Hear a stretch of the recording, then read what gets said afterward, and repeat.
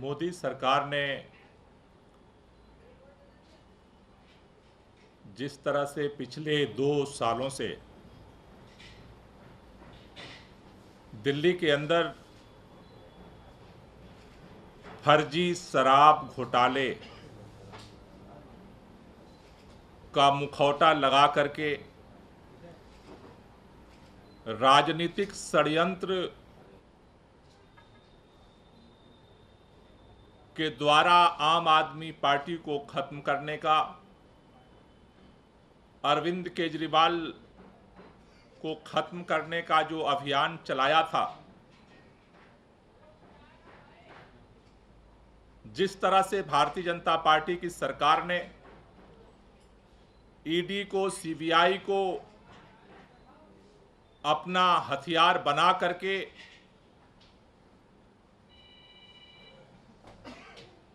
फर्जी आरोपों के आधार पर एक एक करके आम आदमी पार्टी के नेताओं को गिरफ्तार करवाया।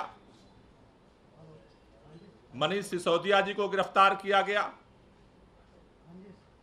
संजय सिंह जी को गिरफ्तार किया गया, सत्येंद्र जैन जी को गिरफ्तार किया गया और अब दिल्ली के मुख्यमंत्री अरविंद केजरीवाल जी को भी तिहाड़ जेल गिरफ्तार करके भेज दिया गया।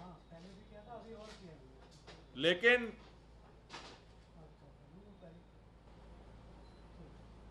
कल सुप्रीम कोर्ट से संजय सिंह जी की जमानत मिलने के बाद एक बात स्पष्ट हो गई है कि जो बात बार बार कही जा रही थी कि बिना किसी सबूत के, बिना किसी प्रमाण के, डरा करके, धमका करके, दबाव बना करके लोगों को सरकारी गवाह बना करके झूठे आरोप लगा करके ये सारी गिरफ्तारियां की गई हैं। कल सुप्रीम कोर्ट में ये सारा सच सामने आया है। ये भारतीय जनता पार्टी की षड्यंत्र और तानाशाही की सबसे बड़ी हार है।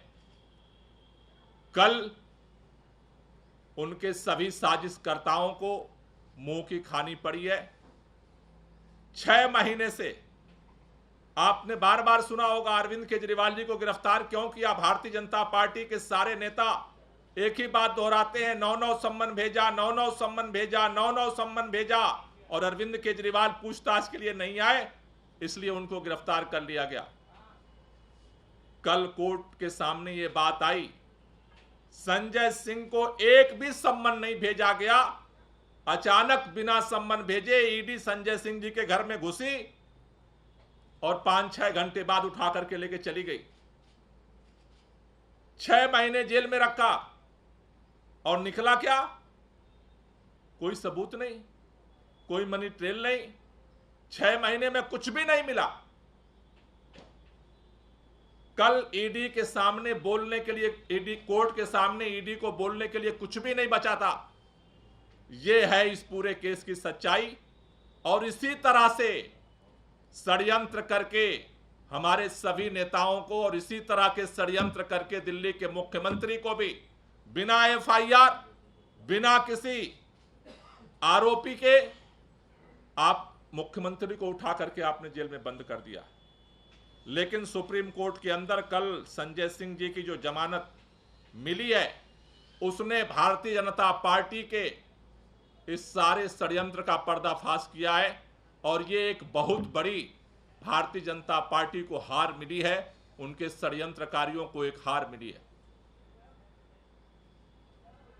इसमें निश्चित रूप से जिस तरह से दिल्ली के मुख्यमंत्री अरविंद केजरीवाल को भारतीय जनता पार्टी ने गिरफ्तार करवाया, उसके बाद जिस तरह से रामलीला मैदान में पूरा देश इकट्ठा हुआ,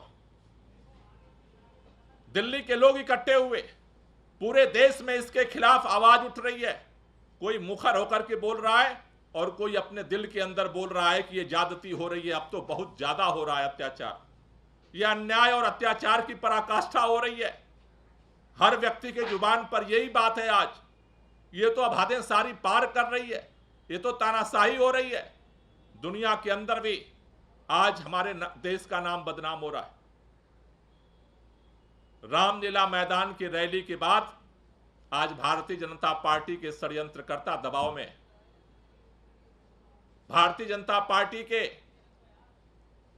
सारे साजिशकर्ता आज दबाव में, और आज उनको यह लगता है कि कहीं अरविंद केजरीवाल की गिरफ्तारी उनके लिए भारी न पड़ जाए, क्योंकि आज पूरे देश के अंदर अगर गांव चट्टी चौराहे से लेकर के दुनिया के अंदर आज अगर चर्चा हो रही है तो एक ही बात की हो रही है कि जिस मुख्यमंत्री ने लोगों के लिए अपने जिंदगी को समर्पित किया, काम किया, आखिर आज वो जेल के अंदर क्यों है?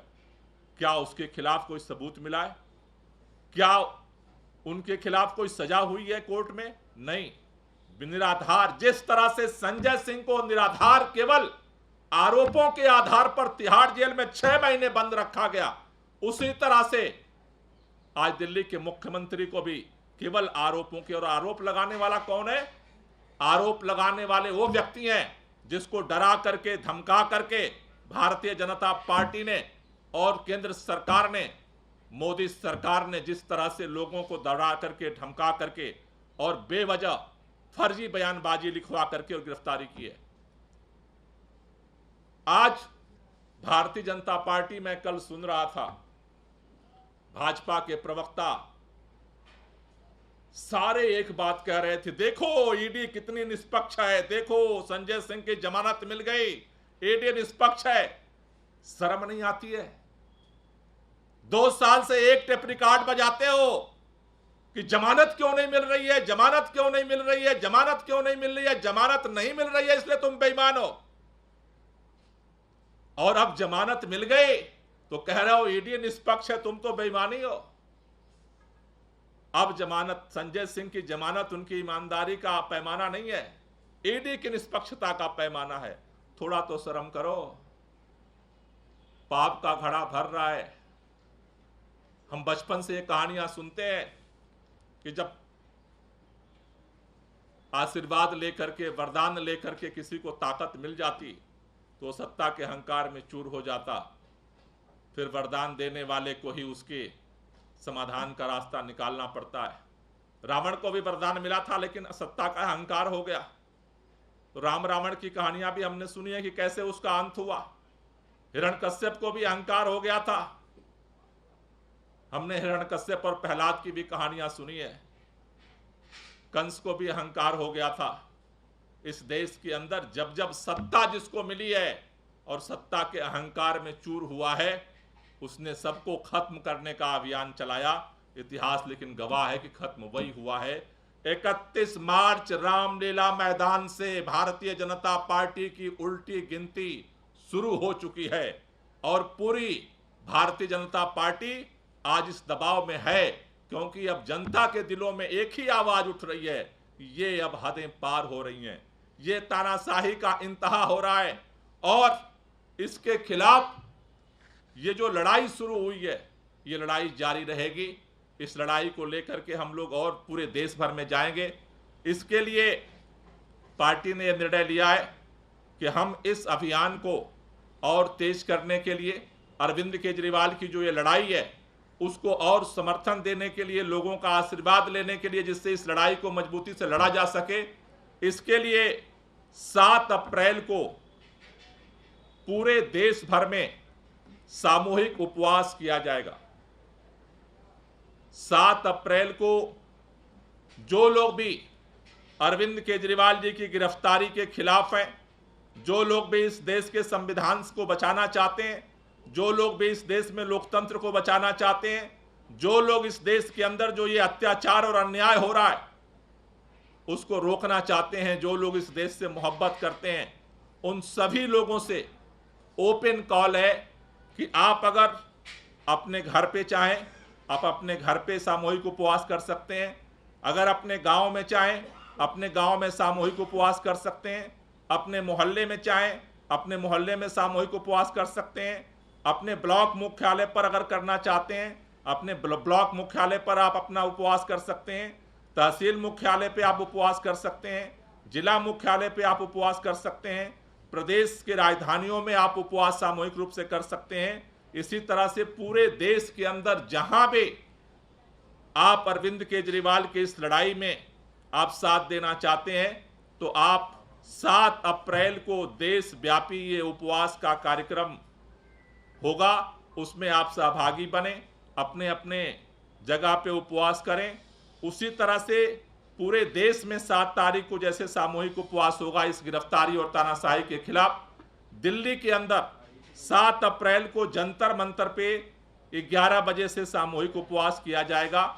दिल्ली में जो जंतर मंतर पे सामूहिक उपवास होगा, जिस सामूहिक उपवास में हमारे दिल्ली सरकार के सभी मंत्री, सभी विधायक, सांसद, हमारे सभी पार्षद, जो पदाधिकारी हैं वो सभी लोग शामिल होंगे। ये जो सामूहिक उपवास का जंतर मंतर पे कार्यक्रम होगा, ये ओपन कार्यक्रम होगा। इस कार्यक्रम में सभी, चाहे वो छात्र संगठन हो, युवा संगठन हो, मजदूर संगठन हो, किसान संगठन हो, व्यापारी संगठन हो, सामूहिक जो सामाजिक संगठन है, RWA हैं, जो भी इस गिरफ्तारी के विरोध में है, तानाशाही के विरोध में है, लोकतंत्र की रक्षा करना चाहता है, संविधान की रक्षा करना चाहता है, सभी लोगों को ये कॉल है कि सभी लोग इस लड़ाई को आगे बढ़ाने के लिए दिल्ली में 7 अप्रैल को 11 बजे जंतर मंतर पहुंचें। वहां सभी लोग मिल करके हम सामूहिक उपवास करेंगे और वहां पे प्रार्थना करेंगे। देश भर में जहां जहां भी आप सामूहिक उपवास पे बैठ रहे हैं, अगर आप खुद बैठ सामूहिक रूप से भी प्रार्थना कर सकते हैं, और नहीं तो अपने मोबाइल में YouTube पे जा करके रघुपति राघव राजा राम, पतित पावन सीताराम, ईश्वर अल्लाह तेरो नाम, सबको सम्मति दे भगवान, ये जो भजन है इसको आप अपने मोबाइल पे YouTube से आप वहाँ पे सुन सकते हैं, सामूहिक रूप से गा सकते हैं। सभी मिल करके ये प्रार्थना करेंगे कि अरविंद केजरीवाल को शक्ति मिले और अरविंद केजरीवाल जेल के अंदर रहते हुए इस लड़ाई को मजबूती के साथ लड़ सकें, इस तानाशाही के खिलाफ लड़ सकें, सच्चाई को सामने लाने के लिए लड़ सकें। ये पूरा अभियान जो है पूरे देश भर में ये 7 तारीख को किया जाएगा, जिससे इस लड़ाई को और व्यापक और देश भर के लोगों को इसमें जोड़ा जा सके और सभी लोग मिल करके इस लड़ाई में शामिल हों और इस तानाशाही को खत्म करने के लिए अरविंद केजरीवाल का साथ दें। इसके लिए ये अभियान शुरू किया गया है। आप देश भर में, चाहे अपने घर पे, अपने गांव में, अपने कस्बे में, तहसील में, जिला में, प्रदेश में, कहीं भी सामूहिक उपवास कर रहे हैं, प्रार्थना सभा कर रहे हैं, आप उसकी तस्वीरें, आप उसके बारे में जो कुछ भी है वो केजरीवाल को आशीर्वाद.com पर आप उसकी सूचना, वो रिपोर्ट, उसकी फ़ोटो खींच करके आप उस पर आप भेज सकते हैं, जिससे कि आप भी अरविंद केजरीवाल की इस लड़ाई में आप सहयोगी बन सकें। ये लड़ाई अरविंद केजरीवाल की व्यक्तिगत लड़ाई नहीं है, अरविंद केजरीवाल की लड़ाई है इस देश को बचाने की, अरविंद केजरीवाल की लड़ाई है इस संविधान को बचाने की, अरविंद केजरीवाल की लड़ाई है इस लोकतंत्र को बचाने की, अरविंद केजरीवाल की लड़ाई है इस तानाशाही की, अत्याचार और ज्यादती के खिलाफ।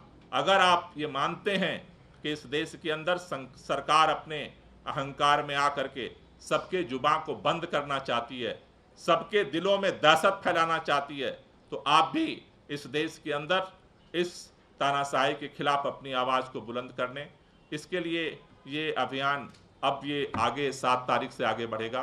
बहुत बहुत शुक्रिया। कोई क्वेश्चन हो तो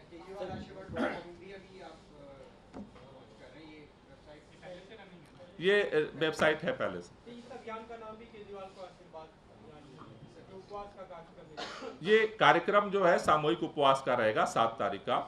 वहाँ पे जैसा मैंने कहा कि लोग अपना प्रार्थना करेंगे, उपवास करेंगे और इस उनको आशीर्वाद देंगे।